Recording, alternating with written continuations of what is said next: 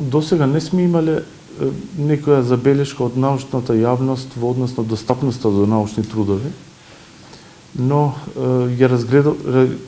разгледуваме оваа можност заедно со стручните лица од ФЕЛАТа,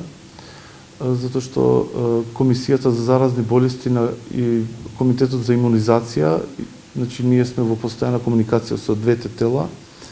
и доколку се утврди дека ова представува некој одреден предизвик, верувам заеднички ќе најдеме што е можно подобро решение да овозможиме информација од научни трудови да бидат подостапни за студенти кои што се наши идни колеги и наши лекари. Сметам дека релевантните информации од стручните публикации досега се јавни и лесно достапни. Меѓутоа сепак ние сме на располагање на студентите и на сите специјализанти млади кои што имаат потреба од повеќе информации. Како што кажав,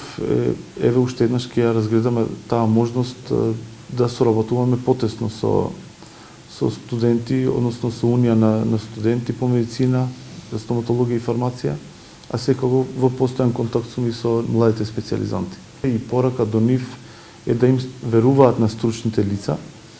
да се информираат од релевантни извори на информации, како што се министерствата и други институции кои што се релевантни, а не само преку социјалните мрежи, кои во најголем дел користат и нестручни, непроверени факти и пред се лажни информации.